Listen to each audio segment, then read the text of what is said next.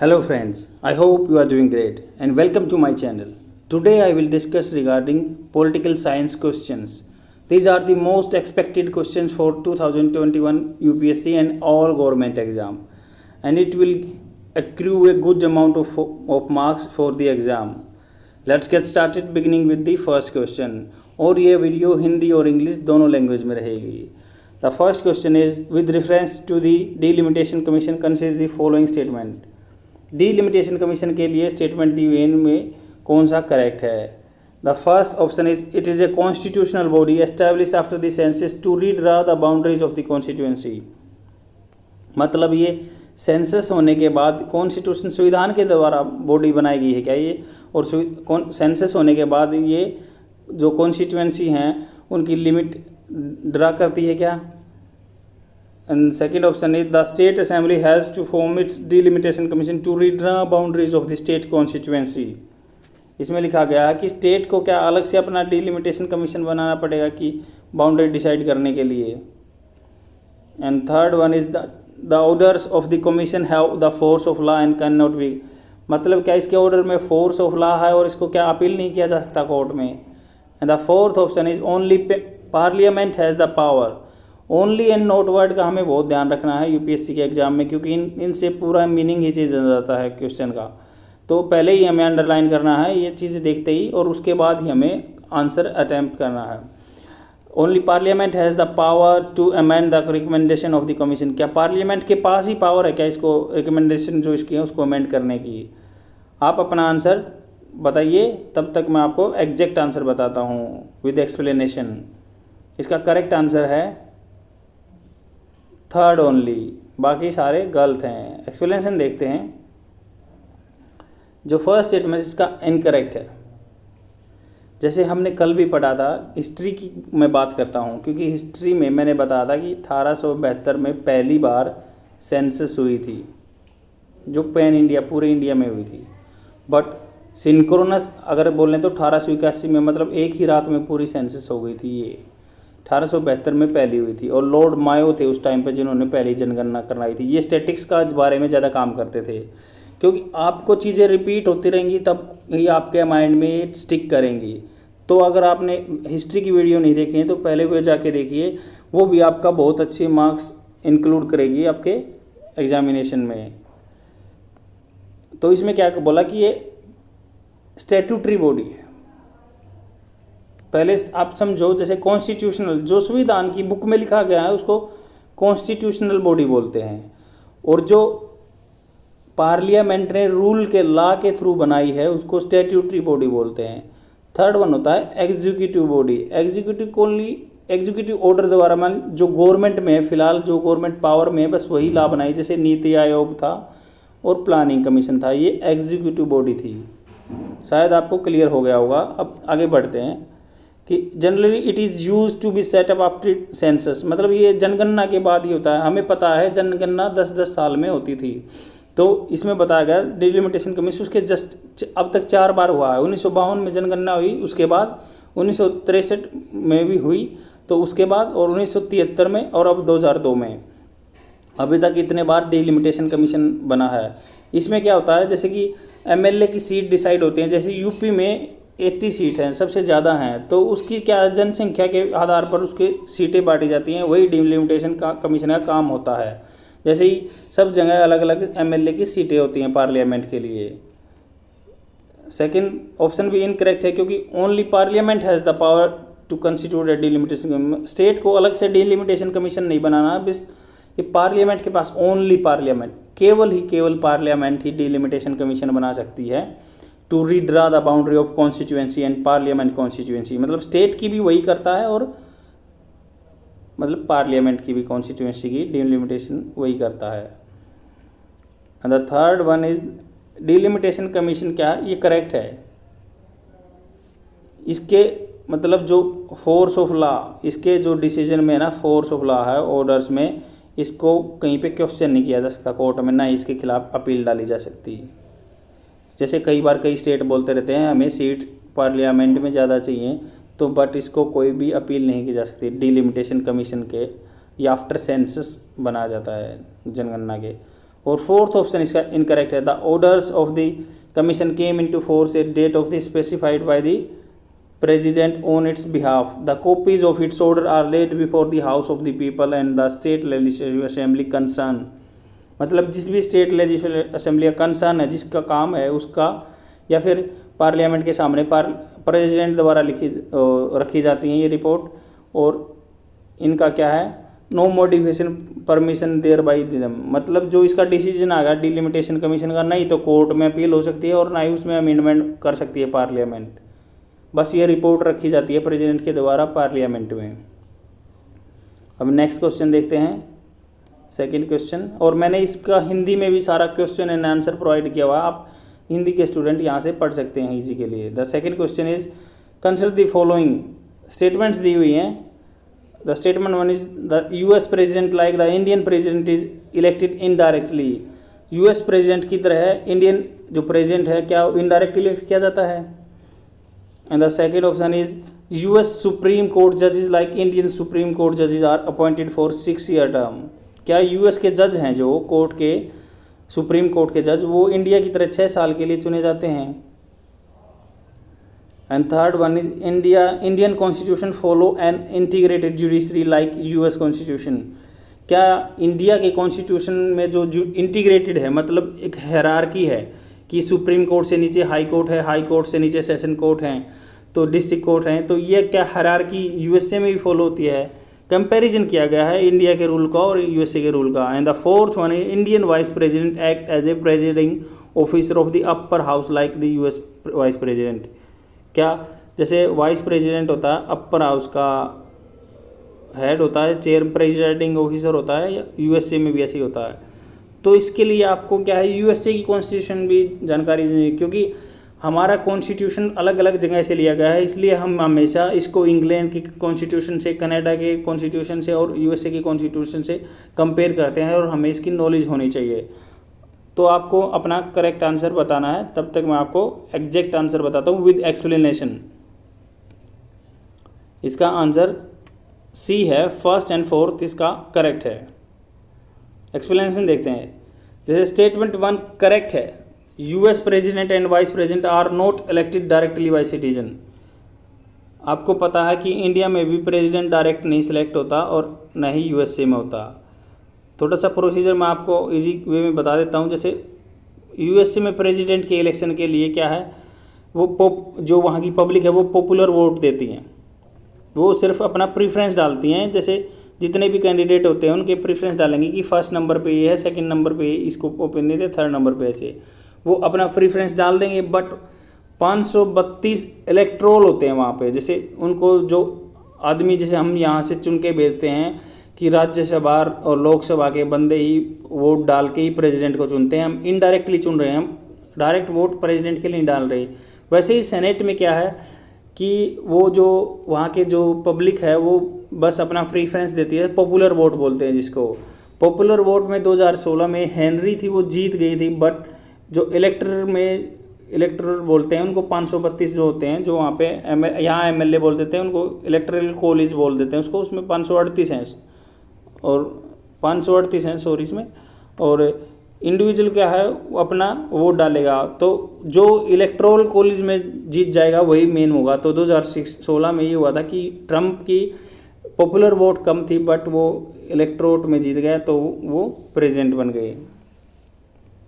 And the second option is incorrect, क्योंकि जो US का कॉन्स्टिट्यूशन कहता है justice shall hold their office during the good behaviour, इसमें क्या है इनकरेक्ट इसलिए बोला गया क्योंकि जो वहाँ का चीफ जस्टिस होता है वो ऑफिस के लिए कोई लिमिट नहीं है उसकी, वो तब तक हेल्ड कर सकता है ऑफिस जब तक वो गुड बिहेवियर है उसका, और वो रेजिग्नेशन ना दे दे या उसकी डेथ ना हो जाए। 3 ही कारण है कि वो वहाँ से हट सकता है बस नहीं। और इंडिया में भी कोई टेन्योर उसका फिक्स नहीं है, बस इंडिया में लिमिट फिक्स है कि 65 साल का होते ही उसको रिटायरमेंट लेना पड़ेगा सुप्रीम कोर्ट के जज को। और यूएसए में तो ऐसा भी कुछ नहीं है, बस 3 ही कंडीशन है, रेजिग्नेशन होगा या फिर वो उसकी डेथ हो जाए या फिर जब उसका गुड बिहेवियर मतलब उसके लिए उसमें इम्पीचमेंट का प्रोसेस चालू हो जाए तो वो वहाँ से बर्खास्त कर दिया जाएगा। थर्ड देखते हैं, थर्ड इनकरेक्ट है क्योंकि इसमें लिखा गया है कि the Indian constitution establish in an integrated and independent judicial system.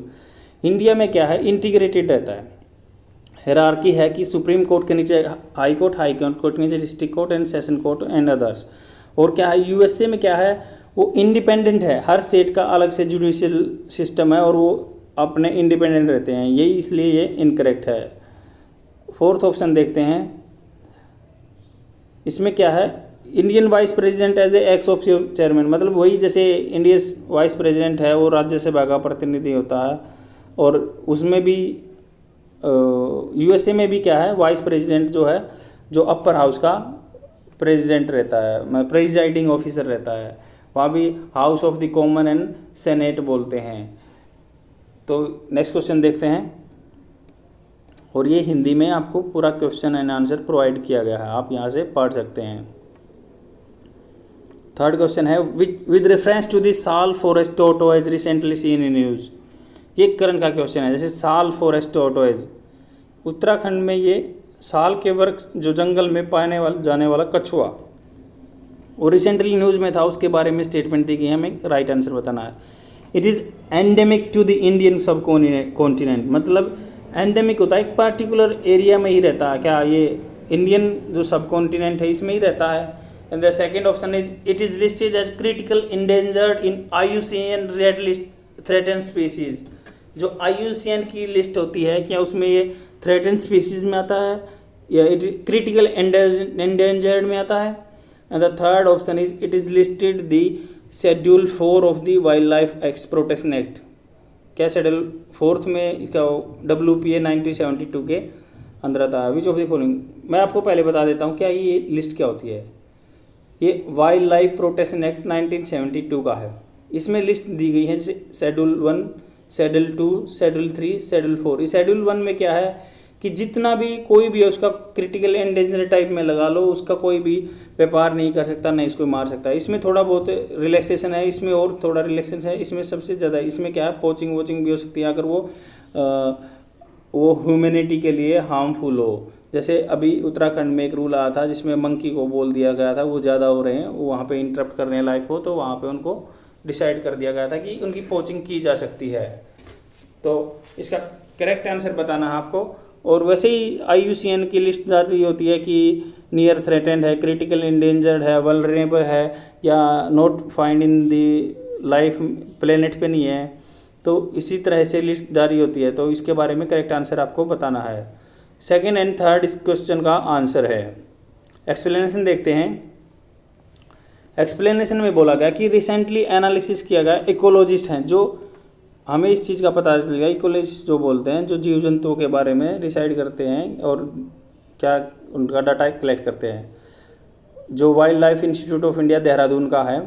तो दूसरा ये होगा कि wild life institute of India का हेडक्वार्टर देहरादून में है, और that 90% of the possible range sal forest fell beyond the network of the current protected area. जो प्रोटेक्टेड एरिया है उसमें से वो गायब हो चुके हैं। This species faces severe habitat loss due to deforestation. जंगल काट दिए, उनका हैबिटेट होता है रहने की जगह का लॉस हो गया है, इसलिए वो वहाँ पे नहीं है। और IUCN international union of conservation nature, मतलब नेचर को, प्रकृति को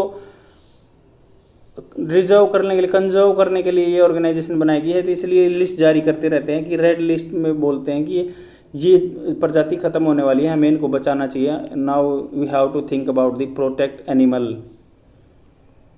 इसमें एस्टिमेट क्या है, पॉपुलेशन हैज़ फॉलन अबाउट 80%, मतलब क्रिटिकल एंडेंजर उसको बोल दिया जो 80% तक 30 डिकेड में, 3 जनरेशन में, मतलब 90, एक जनरेशन 30 साल लगाओ तो 3 जनरेशन में उसकी 80% तक जनसंख्या कम हो गई, तो उसको क्रिटिकली एंडेंजर्ड में जो IUCN है इंक्लूड कर लेती है। Local usages such as decorative mask, ये क्या है, कछुए को डेकोरेटिव मास्क के लिए मारा जा रहा है, डेकोरेट करने के लिए मुखौटा मुंह पे लगाते हैं जो। और जैसे क्या है, the first statement is incorrect, क्योंकि ये है it is not endemic to Indian subcontinent, ये पूरे साउथ ईस्ट एशिया रीजन में है, अकेला इंडिया सब कॉन्टिनेंट में नहीं है, ये पूरे साउथ ईस्ट एशिया रीजन में है ये। नॉर्दर्न एंड ईस्टर्न इंडिया, मतलब ये ऊपर हिमाचल, ये उत्तराखंड और हिमाचल के पास मिलता है, और ईस्टर्न इंडिया जो नॉर्थ ईस्ट इंडिया है उसको, मतलब ये नागालैंड, मणिपुर, त्रिपुरा के पास भी मिलता है इंडिया में, और बाकी ये पूरे साउथ एशिया में मिलता है, साउथ ईस्ट एशिया में मिलता है। आईयूसीएन प्लेस्ड क्या है, इसने कैटेगरी में लिख दिया गया है क्रिटिकल एंडेंजर्ड, क्योंकि इसकी 80% पॉपुलेशन 3 जनरेशन मतलब 90 सालों में कम हो गई है, और इसको शेड्यूल 4 में रखा गया है कि इसको ये बहुत प्रोटेक्शन रखनी ज़रूरी है, इसको शेड्यूल 4 में रखा गया है। WPA wild life protection act 1972, ये हिंदी में दिया गया है। और नेक्स्ट क्वेश्चन देखते हैं हम। 4th क्वेश्चन है, with reference to the life Udan, lifeline Udan दी गई है initiative that was recently in the news, which of the following statement is correct. ये रिसेंट न्यूज़ में इसलिए है क्योंकि पेंडेमिक सिचुएशन में हमने क्या किया, दूसरे देशों के साथ एक एग्रीमेंट में आए और वहाँ से मेडिसिन वगैरह यहाँ से पहुँचाने के लिए जो यहाँ के एरोप्लेन थे वहाँ गए, तो उसको ही लाइफ लाइन उड़ान बोलते हैं, और एयर इंडिया का इसमें सबसे बड़ा रोल था। ये अपना इसके ऑप्शन देखते हैं। ए है कि भाई ये operation carried out to bring the Indian citizen who were stranded Wuhan में, क्या जो चाइना में फंसे हुए थे उनको लाने के लिए था क्या ये। सेकेंड है कि ये operated for the movement of essential and medical supply across the national during lockdown, यह। एंड द थर्ड वन है this was the project under the air ambulance was operated transport, air ambulance के बारे में था क्या project का नाम जो लाइफ लाइन उड़ान है, या फिर इसमें बोला गया कि अंडर किसान उड़ान टू एग्रीकल्चर कमोडिटीज़ को थ्रू एयर ले जाना है ये भाई। तो हमें करेक्ट आंसर बताना है। करेक्ट आंसर इसका बी, मैंने पहले ही बता दिया कि कोरोना वायरस पेंडेमिक में जो इंडिया ने जैसे चाइना के साथ या और कंट्री के साथ एग्रीमेंट लिया और मेडिसिन वगैरह को यहाँ से ये और बोला गया कि इसमें hub and spoke model, hub मतलब बीच में, स्पोक चारों तरफ, ये जैसे साइकिल की ताड़ी में रहती हैं, हब होता है और स्पोक ताड़ियाँ रहती हैं, कि ये इंटरनेशनल और इनिशिएटिव था। इसमें क्या है, एयर इंडिया ने कार्गो भेजा, air bridge between China and India and China, regular cargo flights are likely to operation by India for transporting critical medical equipment और सप्लाई बिटवीन, दोनों कंट्रियों के बीच मेडिकल सप्लाई आई गई, और इससे क्या लाइफ लाइन उड़ान हो दिया, उड़ान के थ्रू लाइफ लाइन बचा रहे थे आदमियों की मेडिसिन के थ्रू, इसलिए आप याद कर सकते हैं इसको। एंड द सेकंड क्वेश्चन देखते हैं, नेक्स्ट क्वेश्चन देखते हैं। 5th क्वेश्चन है regarding the difference between the martial law and national emergency, ये बहुत बार टॉपिक रहता है, तो इसके बारे में डिफरेंस बताना है, मार्शल लॉ और नेशनल इमरजेंसी। इसके ऑप्शन दिए हुए हैं, इसमें से हमें करेक्ट बताना है। तो first option is during the national emergency the government and ordinary court continue to function whereas the martial law suspend both of them. Difference बताना है कि नेशनल लॉ के तहत जो है ना, ऑर्डिनरी कोर्ट हैं, जो सामान्य कोर्ट हैं या गवर्नमेंट है, वो फंक्शन करते रहते हैं, whereas the martial law, whereas the martial law के अंडर क्या है, ये दोनों चीज़ें बंद हो जाती हैं। पूछा गया है ये, ठीक है या गलत है। एंड सेकेंड में दिया गया कि national emergency affects fundamental rights and centre state relation distribution of the finance, martial affects the only martial rights. मतलब क्या है, मार्शल लॉ तो अकेला फंडामेंटल राइट्स को डिस्ट्रॉय करता है, बट जो सेंटर स्टेट के रिलेशन है, कर के बारे में कि टैक्स देना, रेवेन्यू देना है, तो इसके बारे में बताया गया है। कौन सा चीज़ ठीक है, विच of the following is correct, आपको अपना आंसर बताना है। मार्शल, इससे इस क्वेश्चन को अटेम्प्ट करने के से पहले आपको मार्शल लॉ और नेशनल इमरजेंसी के बारे में पता होना चाहिए। क्या ए ठीक है, बी ठीक है, या सी ठीक है, या डी ठीक है। इसका सी ठीक है। एक्सप्लेनेशन देखते हैं। इसमें देखो मार्शल लॉ क्या होता है, मैं बताता हूँ आपको।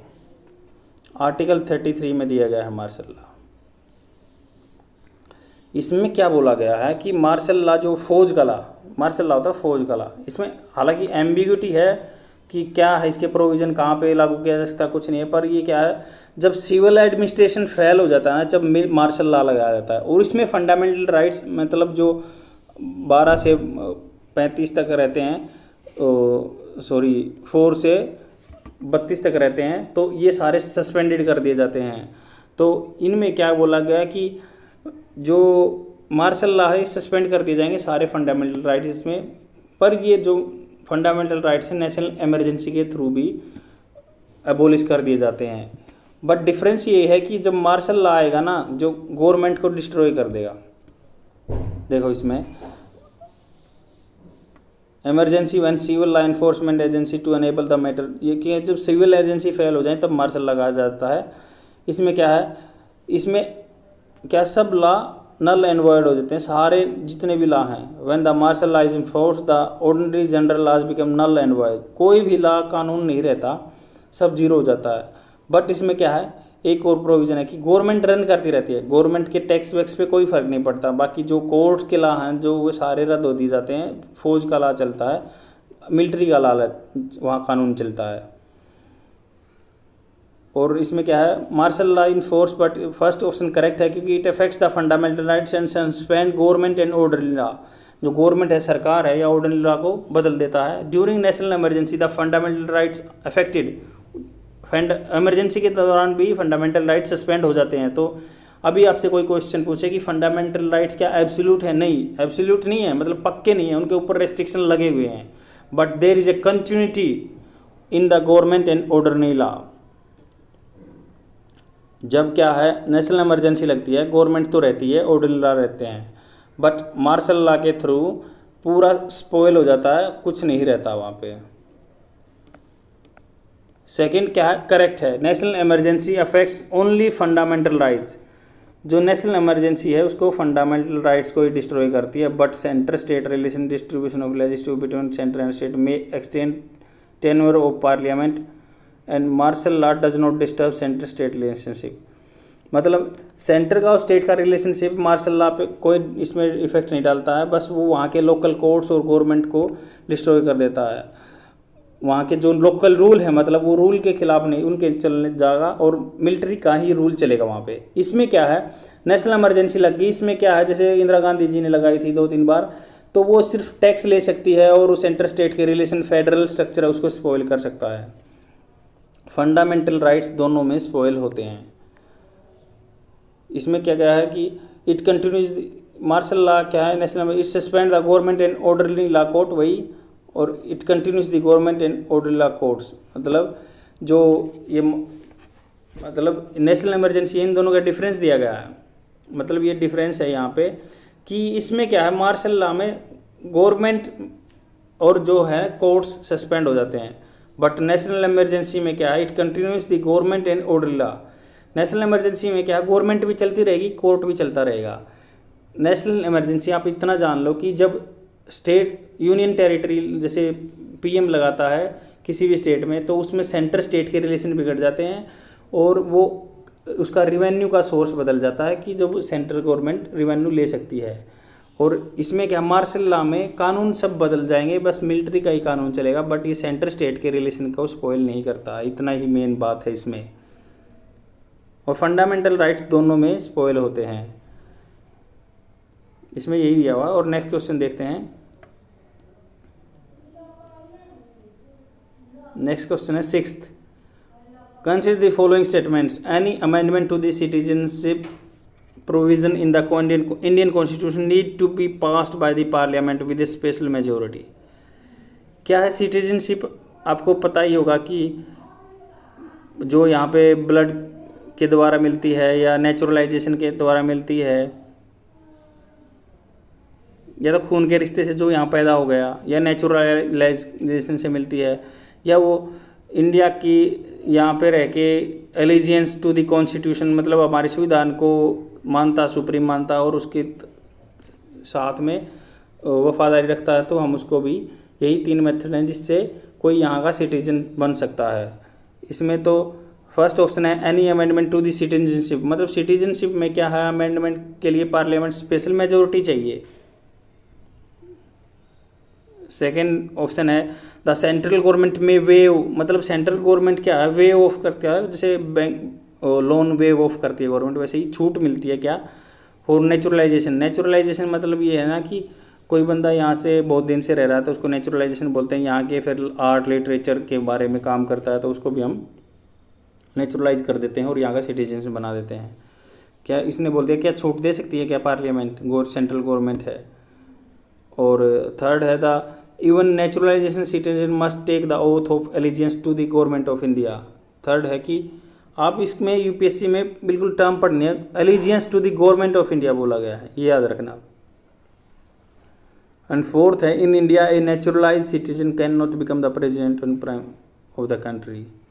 क्या नेचुरलाइजेशन है जो प्रोसेस उसका सिटीजनशिप गेन करने का, क्या वो सिटीजन है जो पीएम और प्रेसिडेंट बन सकता है क्या इंडिया में? इसमें देखो वही मैं बताता कि इनकरेक्ट और ओनली पे हमें इसके इनकरेक्ट आंसर पूछे हैं कि जो गलत कौन सा है। आप अपना आंसर बताइए, तब तक मैं को एग्जैक्ट गलत इसमें 1, 3 और 4 गलत है। सेकंड ये आंसर इसका ठीक है। फर्स्ट इनकरेक्ट किस लिए है देखते हैं। All amendments to the citizenship provision such as qualification, domicile requirement and any other procedure for acquisition termination can be amended by the way simple majority. मतलब सिंपल मेजोरिटी से ही कोई बिला सिटीजनशिप में डोमिसाइल की रिक्वायरमेंट होती है, qualification है, क्या कोई भी उसमें अमेंडमेंट कर सकता है। इसमें स्पेशल मेजोरिटी की कोई ज़रूरत नहीं होती। मेजोरिटी भी पार्लियामेंट में बहुत तरह की होती हैं, इनको अलग अलग तरह से भी डिस्कशन करते रहेंगे। जैसे सिंपल मेजोरिटी होती है प्रेजेंट एंड वोटिंग, मतलब जितने भी आदमी, जैसे मोटा मोटा मैं आपको बता ही देता हूँ। जैसे मतलब सिंपल मेजोरिटी होती है जितने भी आपके प्रेजेंट एंड वोटिंग, मतलब आपके 100 आदमी वहाँ पे सेशन में प्रेजेंट हैं, उनमें से वोट किया और 100 में से 51 आदमियों ने आपके फेवर में वोट कर दिया तो आपका बिल पास हो जाएगा। वो ये सिंपल मेजोरिटी। स्पेशल मेजोरिटी क्या होता है कि 2/3 आदमियों ने वहाँ पे प्रेजेंट एंड वोटिंग 2/3 आदमियों ने कर दिया तो आप जीत जाओगे। इसमें क्या, अगर स्पेशल का अलग से वर्जन देखें तो जो टोटल स्ट्रेंथ है किसी भी सेशन की, जैसे पार्लियामेंट की या पार्लियामेंट में जैसे राज्यसभा या लोकसभा, उनकी जो टोटल स्ट्रेंथ होती है, जितनी उसकी सीटें रहती हैं, उनका 50% अगर प्लस हो जाए तो उसको भी स्पेशल मेजोरिटी बोलते हैं। एक और होता है कि अगर कोई फेडरल स्ट्रक्चर को बिगाड़ने वाला या कोई अमेंडमेंट करने वाला रूल होता है तो उसमें स्टेट का भी कंसेंट लिया जाता है। और एब्सोल्यूट मेजोरिटी भी होता है, तो उसमें क्या होता है कि जितने भी टोटल स्ट्रेंथ है उनका +1 उसको एब्सोल्यूट मेजोरिटी बोलते हैं। तो ये मेजोरिटी हैं, इनका भी बीच बीच में डिस्कशन होता रहेगा। स्पेशल जितने भी मेजोरिटी हैं इनका डिस्कशन बार बार होता रहेगा कि सिंपल मेजोरिटी है, स्पेशल मेजोरिटी है या एब्सोल्यूट मेजोरिटी है या कंसेंट ऑफ स्टेट्स का भी जिक्र होता है, तो हम इसको डिस्कशन करते रहेंगे। सेकंड ऑप्शन इज करेक्ट है इसका। Only the government of the India way of, मतलब गवर्नमेंट जो इंडिया की गवर्नमेंट है वो वे ऑफ कर सकती है। गवर्नमेंट या ध्यान से रखना कि गवर्नमेंट कर सकती है कि वे ऑफ करते सिटीजन्स को, नेचुरलाइजेशन को।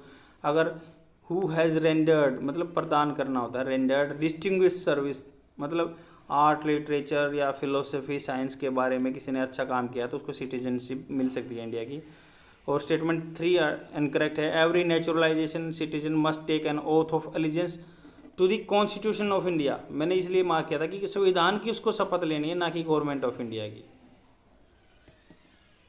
And fourth one is incorrect. In India both citizen by birth as well as naturalize citizen, मतलब इंडिया में पीएम और प्रेसिडेंट कोई भी बन सकता है, नेचुरलाइजेशन वाला या बाई बर्थ वाला। बट यूएसए में क्या है, सिर्फ बाई बर्थ वाला बन सकता है। यही चीज़ यहाँ पे मेंशन की गई है। नेक्स्ट क्वेश्चन देखते हैं। 7th क्वेश्चन है, with reference to the amendment of the Indian constitution consider the following statement. Constitution में अमेंडमेंट के लिए स्टेटमेंट दी है, इनमें से करेक्ट बताना है। First statement, the Indian parliament has the power to amend any part of the Indian constitution. क्या parliament के पास सारे पार्ट को संविधान के अमेंड करने की शक्ति है, संशोधन करने की शक्ति है? सेकेंड ऑप्शन है, Indian parliament is a sovereign body like the British parliament. या मतलब ये पूछा गया कि सोवरेन संप्रभु है, इससे ऊपर कुछ नहीं है क्या पार्लियामेंट के, इंडिया की पार्लियामेंट के, जैसे ब्रिटिश में, इंग्लैंड में होता है। And third option, any amendment of the article 368 needs ratification by state. जैसे कोई भी अमेंडमेंट करते हैं 368 में जाता है तो क्या है, उसमें स्टेट का कंसेंट चाहिए होता है हर कोई भी अमेंडमेंट में। एनी का वर्ड का भी इंपॉर्टेंस है, आप देखो कोई भी में। एंड फोर्थ है article 13 constitution law amendment is not considered as law. Article 13 में अगर कोई कॉन्स्टिट्यूशनल अमेंडमेंट है तो उसको आर्टिकल 13 में ये बोला गया कि amendment is not consider. Amendment को जैसे जो हम संशोधन करते हैं क्या उसको लॉ नहीं माना गया, क्या उसको कानून नहीं माना गया क्या? हमें इसका देखो यही इनकरेक्ट बताना है, यही हमें ध्यान रखना है। ओनली एनी उन करेक्ट इनकरेक्ट पे हमें पहले से टिक करना है कि इनकरेक्ट आंसर बताने हैं जो इसके गलत आंसर हैं। आप अपना आंसर बताइए, तब तक मैं आपको एग्जैक्ट आंसर बता दूँ। सेकंड आंसर इसमें गलत है, बाकी सारे ठीक है। फर्स्ट, थर्ड, फोर्थ ठीक है। एक्सप्लेनेशन देखते हैं इसके बारे में। मैं आपको बताता हूँ, जैसे पहले क्या था, गवर्नमेंट बनी थी। गवर्नमेंट ऐसा करती थी कि जो भी कोई रूल बना रही है यहाँ पे, या काम हो रहा है, संशोधन हो रहा है, अमेंडमेंट हो रहा है, पहले संविधान लिखा गया, उसमें क्या अमेंडमेंट होते रहे हैं टाइम टाइम पे, इसलिए हमें लाइव कॉन्स्टिट्यूशन बोलते हैं इंडिया का।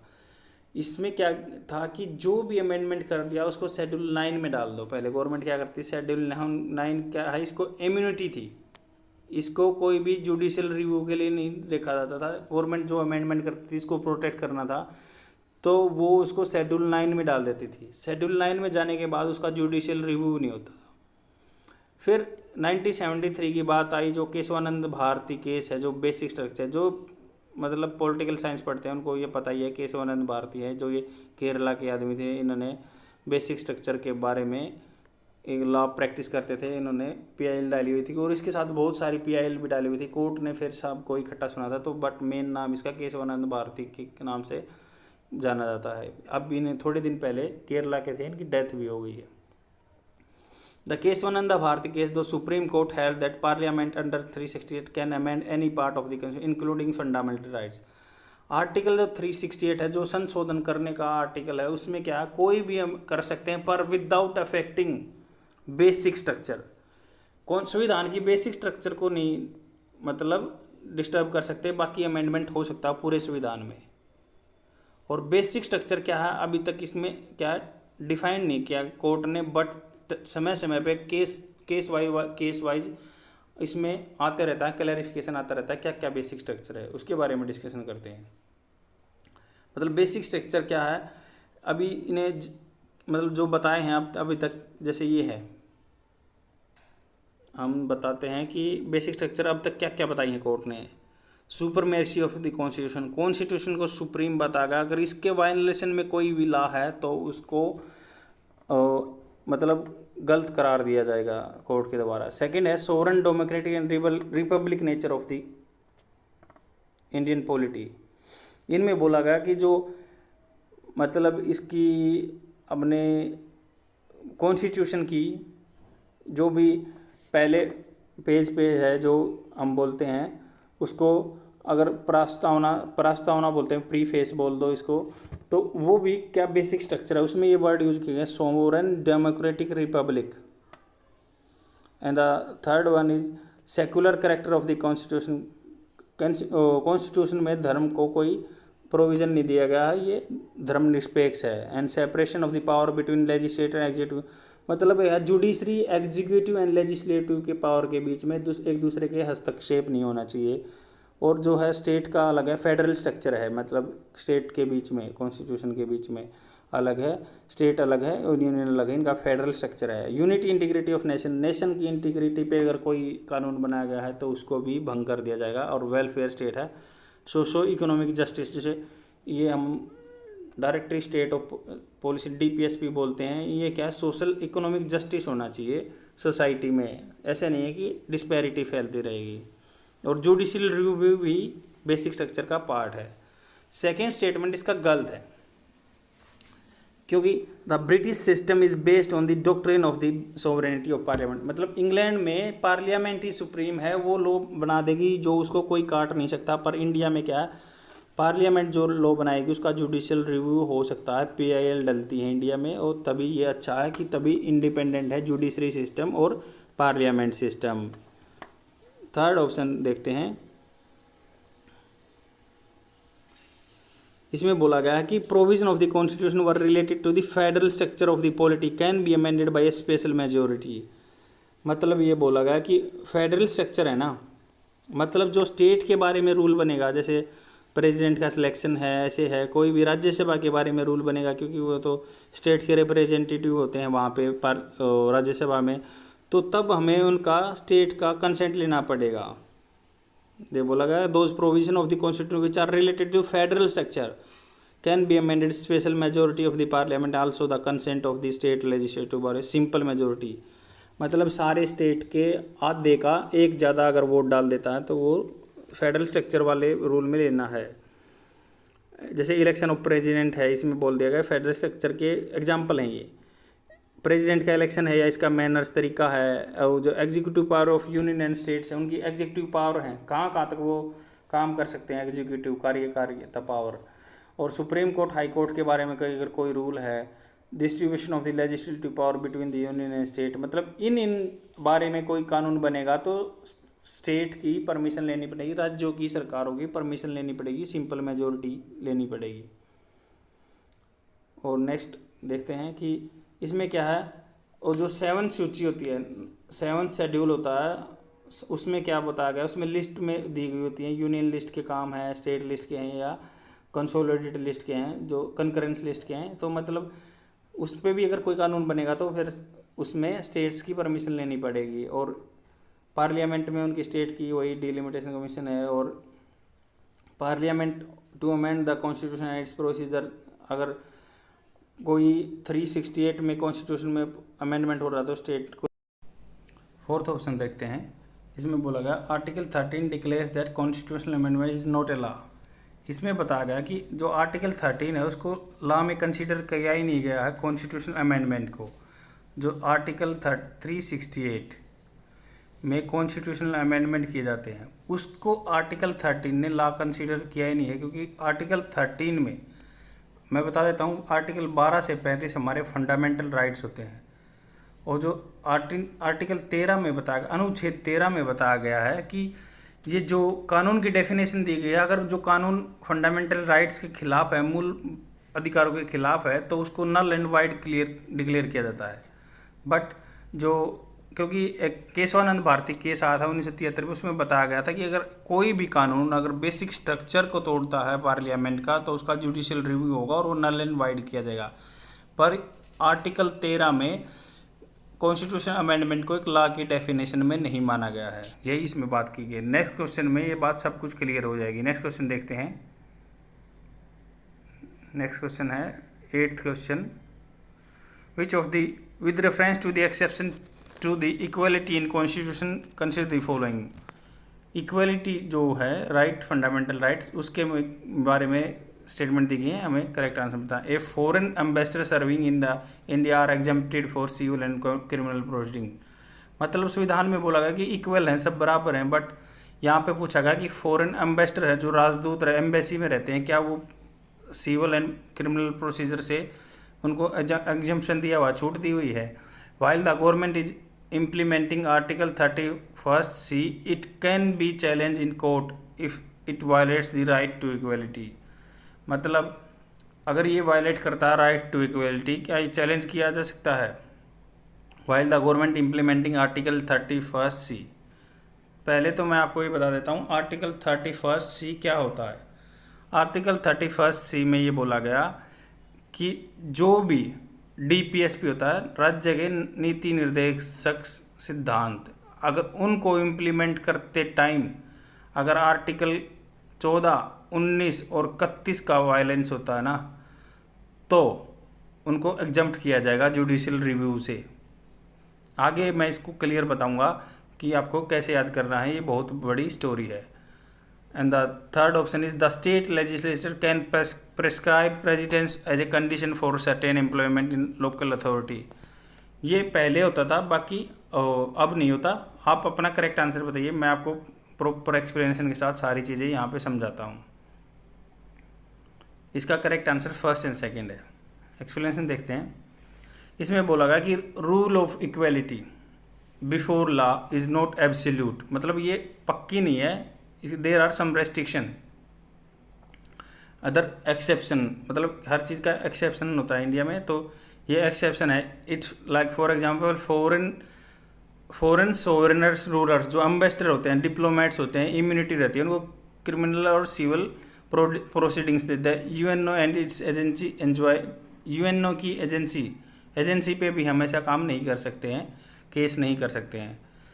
एंड सेकेंड ऑप्शन करेक्ट है। Article 31C saving laws giving effect to certain directive principle, मतलब वही मैंने बोला कि आर्टिकल 31C है saving laws giving effect certain DPSP राज्य के नीति निर्देशक सिद्धांतों को जगह देने के लिए कई बार फंडामेंटल राइट्स का वायलेशन कर सकते हैं, और ये आर्टिकल 31C में बोला गया है, तभी फंडामेंटल राइट्स एब्सोल्यूट नहीं है। जैसे आर्टिकल 14, 19, 31 का हम वायलेशन कर सकते हैं किसको, फंडामेंटल डीपीएसपी को इम्प्लीमेंट करने के लिए। जैसे आर्टिकल 39 को इम्प्लीमेंट करने के लिए हम इसको कर सकते हैं, जो समाज में equality, social and economic parity लाने के लिए है, आर्टिकल 39। अब देखो, जैसे इसमें लिखा गया है कि implementing the directory principle of DPSP बोलते हैं, directory principle of state policy contain clause B and C of the article 39। Article 39 के बी और सी में ये बात लिखी गई है, that are violative of the article 14 supreme court what article comes in goes out. Article 14 चला जाता है जब 31C आता है, सुप्रीम कोर्ट ने बताया है। And third is incorrect, article 16 provides for equality in opportunity, job में अपॉर्चुनिटी के लिए होता है आर्टिकल 16 की सबको इक्वल अपॉर्चुनिटी मिलनी चाहिए जॉब में, गवर्नमेंट जॉब में या प्राइवेट जॉब में। बट क्या है इसमें, क्या है, रिलीजन, रेस, कास्ट, सेक्स पे मतलब उनमें डिफरेंस नहीं होना चाहिए। बट इसमें क्या बोला गया कि however parliament note state legislature can prescribe residence condition, मतलब जो डोमिसाइल सर्टिफिकेट मांगते हैं, क्या कुछ इम्प्लीमेंट के लिए करते थे, क्योंकि उन्होंने एक रूल बना रखा था अपना। ये रूल है as per the public employment requirement as to the residence act of 1957। 1957 का रूल था, स्टेटों ने अपना रूल बना लिया, इसीलिए उन्होंने डोमिसाइल कंपलसरी कर दिया। बट 1974 में ख़त्म हो गया था, और अभी सिर्फ आंध्र प्रदेश एंड तेलंगाना को छोड़ के कहीं पे डोमिसाइल की रिक्वायरमेंट नहीं है कोई पर्टिकुलर जॉब के लिए। अब मैं आपको पूरी ये स्टोरी बताता हूँ कौन से केस का क्या था। जैसे आर्टिकल 13 है, आर्टिकल 13 में बोला गया कि सब इक्वल हैं, पर अगर कोई फंडामेंटल राइट का वायलेशन करता है तो उसमें लॉ की डेफिनेशन दी गई है, और उस लॉ को जुडिशियल रिव्यू होगा, उसको नल एंड वाइड शून्य कर दिया जाएगा। अब इसमें क्या है, आर्टिकल 31 की बात की गई है। 31C में सबसे पहले मैं चलता हूँ 31A के बारे में। आर्टिकल 31 में क्या बोला गया है, आर्टिकल 31 के बारे में पूरा मैं यहाँ बता देता हूँ। आर्टिकल 31 के बारे में क्या बोला गया है कि जो भी नोविस, मतलब ये है, आर्टिकल 31 में ये बोला गया कि संपत्ति का अधिकार था, संपत्ति के अधिकार को फंडामेंटल राइट बोला गया था पहले। संपत्ति के अधिकार को जब संविधान बना कि भाई ये तो फंडामेंटल राइट है, पर क्या हुआ, इसको फंडामेंटल राइट डिक्लेयर करने के बाद जवाहरलाल नेहरू जी जब प्रेसिडेंट थे 1951 में फर्स्ट अमेंडमेंट हुआ कॉन्स्टिट्यूशन में, और जब तक 8 शेड्यूल थे, 9वां शेड्यूल ये जोड़ा गया कि भाई जो मतलब अब जो जमींदार थे, जमींदारी को ख़त्म करने के लिए उनके ज़मीन ली और डिस्ट्रीब्यूट किया था, लैंड रिफॉर्म्स किए थे, तो उन्होंने आर्टिकल शेड्यूल 9 बना दिया, अनुच्छेद 9 में ऐसे जो रूल बनाए जमींदारी से रिलेटेड उनको डाल दिया कि इनको जुडिशियल रिव्यू नहीं होगा, इसीलिए संविधान का अनुच्छेद 9 जाना जाता है। और जो अप टू जैसे 1967 तक गोलकनाथ केस में बोला गया था कि जो Golaknath versus of union India, इसमें बोला गया था कि जो अमेंडमेंट है उसको लॉ माना गया था आर्टिकल 13 के अंदर। बट 1973 में जब केशवानंद भारती केस रहा, जो बेसिक स्ट्रक्चर बोला गया, उसमें बोला गया कि अमेंडमेंट को आर्टिकल 13 में इंक्लूड नहीं किया गया है, बट जो है बेसिक स्ट्रक्चर को कोई भी रूल वायलेट नहीं कर सकता। इसमें बहुत सारे डिसीजन आए थे, आपको धीरे धीरे पता चलता जाएगा जब हम पॉलिटिक्स पढ़ेंगे। अब मैं आपको बताता हूँ कि उन्होंने आर्टिकल 39 के बारे में बात करते हैं। आर्टिकल 39 के बारे में बात यह है कि आर्टिकल 39 में ये बताया गया कि जो भी लॉ बनेंगे, मतलब सब में सोशो और इकोनॉमिक पैरिटी होनी चाहिए, बराबर होना चाहिए। हालांकि ये इन्फोर्सेबल नहीं है। सबसे पहले तो गवर्नमेंट ने जो संपत्ति का अधिकार था ना, उसको आर्टिकल 300A में बना दिया, 31 से निकाल के 300A में, मतलब पहले वो था फंडामेंटल राइट, फिर बना दिया उसको कॉन्स्टिट्यूशनल राइट, मतलब कानूनी अधिकार बना दिया, ना कि उसको मूलभूत अधिकार बनाया। तो उसी के लिए उन्होंने बोल दिया कि आगे कोई जुडिशियल रिव्यू करेगा, तो इसलिए उसको शेड्यूल 9 में डाल दिया, जो मतलब संपत्ति के अधिकार के खिलाफ कोई नहीं बोलेगा। अब आर्टिकल 39 में जो भी रूल होते हैं ना, जो समाज में पैरिटी लाने के लिए, ये लाने के लिए, तो उनको भी अगर फंडामेंटल राइट्स वो का वायलेशन करते हैं 14, 19 और 31 का, तो इसी के लिए 31 आर्टिकल 31C में, आर्टिकल 31C में ये बताया गया कि इनको ये बात डाल दी कि जो भी आर्टिकल 14, 19, 31 अगर इनका वायलेशन करेगा तो उसको भी जुडिशियल रिव्यू में नहीं ले जाया जाएगा, क्योंकि उसने आर्टिकल अनुच्छेद 31 में ये लिख दिया, 31C में, कि अगर कोई आर्टिकल 39 को इम्प्लीमेंट करने के लिए अगर 14, 19, 31 का वायलेशन करता है तो उसके खिलाफ भी जुडिशियल रिव्यू नहीं होगा। यही इसकी पूरी स्ट्रेटजी थी। नेक्स्ट क्वेश्चन देखते हैं। 9th क्वेश्चन है, चैंपियंस प्लेटफॉर्म ओपन प्राय तौर पर न्यूज़ में है। चैंपियंस प्लेटफॉर्म क्या है, इसके बारे में पूछा गया है। क्या promotion of MSME sector in India, जो micro small and medium enterprises हैं, या बी ऑप्शन है encouraging young talents to find a solution to health crisis faced by India, promoting banks to land more and more farmers, and D है encouraging volunteer to contribute PM care funds. Correct answer A है इसका, कि मई जो 2020 में A ministry of MSME, मतलब ministry of micro small and medium enterprise बोलते हैं इसको, इसमें क्या गया, लॉन्च चैंपियन पोर्टल लॉन्च किया। इसका चैंपियन की फुल फॉर्म जानते हैं। Champion stands for creation and harmonious application, modern process for increasing the output and national strength, कि नेशनल स्ट्रेंथ को और जो हारमोनियस, इसका सामंजस्य होना चाहिए मॉडर्न प्रोसेस के लिए, MSME सेक्टर के लिए, क्योंकि ये हमारी क्राइसिस में चल रही थी, इसके लिए प्रमोट करने के लिए चैंपियन बना दिया। चैंपियन है MSME से रिलेटेड, हम यहाँ से याद रखेंगे। इसका क्या मतलब है, क्या पर्पज़ है, क्या सपोर्ट करता है, to help MSME in difficult situation in term of finance, पैसे की कमी है और रॉ मटेरियल की कमी है, लेबर की, परमिशन, ETC वगैरह ये प्रोवाइड करता है। Explore, to help them capture new opportunity like manufacturing of medical accessory, medical accessory जैसे PPE किट बनाते थे, जो पर्सनल प्रोटेक्शन इक्विपमेंट, PPE बोलते हैं इसको, PPE किट जो हम कोरोना के टाइम पे एयरक्राफ्ट में पहन के जाते हैं, एंड मास्क, ETC। मतलब इन्होंने क्या किया कि अपॉर्चुनिटी बनाई कि आप MSME जो छोटी इंडस्ट्री हैं, small, micro and small industry हैं, वो ऐसी किट बनाएंगे। हेल्थ एंड मेडिसिन को प्रमोट किया, इनोवेशन के लिए उनको फाइनेंस अवेलेबल करवाया, एंड क्या इन्हें स्पार्क देखा कि with stand can national and international champion, मतलब ये कम्पीट कर सकते हैं इनके द्वारा बनाया हुआ सामान नेशनल और इंटरनेशनल कंपनियों के खिलाफ। नेक्स्ट क्वेश्चन देखते हैं। 10th question, with reference to the distribution of the executive power consider the following statement. Executive power, the executive power over the law enacted by the center on a subject is concurrent list lie with the state government। मतलब जो हमारी schedule 7 है, इसमें सूची बताई गई है कि भाई ये राज्य की सूची है, ये यूनियन की सूची है और ये कंकरेंट है।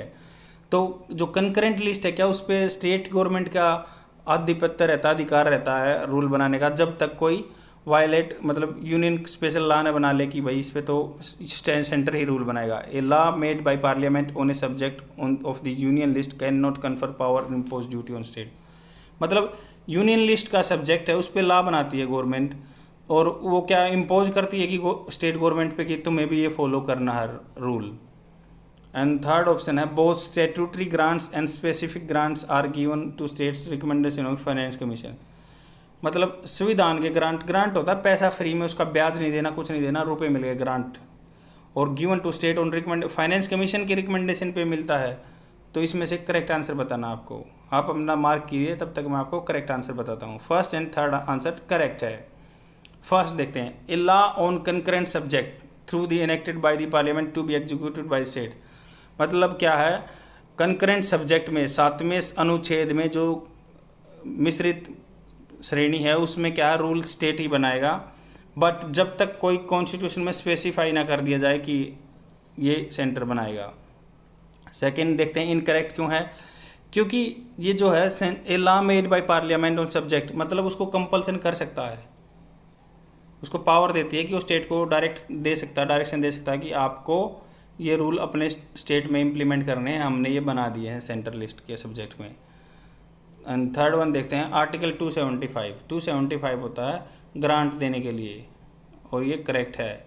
इसमें क्या बोला गया, statutory grants empowers the parliament to make to make states which are need और फाइनेंशियल असिस्टेंट, मतलब जो पैसे की ज़रूरत है उनको ग्रांट्स देते हैं, एवरी स्टेट को कर सकता है ये।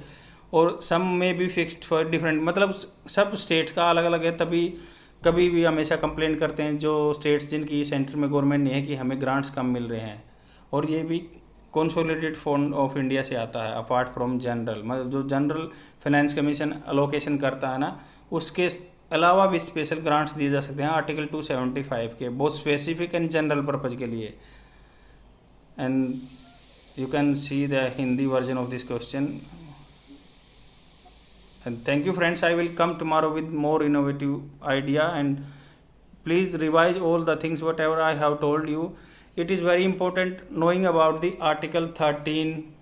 I am writing here article 13, article 39 and article 31st, article 14, article 19, इनके बारे में पढ़ना।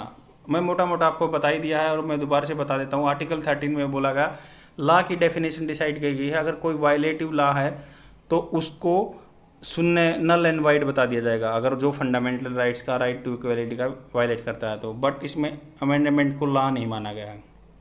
39 में बोला गया कि समाज में सोशल एंड इकोनॉमिक मतलब पैरिटी होनी चाहिए, समानता होनी चाहिए, DPSP, मतलब सबके पास पूंजी बराबर सी होनी चाहिए। हालांकि ये कॉन्स्टिट्यूशनल क्या है, फंडामेंटल राइट नहीं है, पर इसको पैरिटी करने के लिए तभी तो क्या गवर्नमेंट टैक्स लगाती है, जो ज़्यादा पैसा कमाते हैं उनसे लेके गरीबों में सोशल हेल्थ मेजर्स लेती है या कोई एक स्कीम लाती है, इसी के तहत लाती है आर्टिकल 39 के।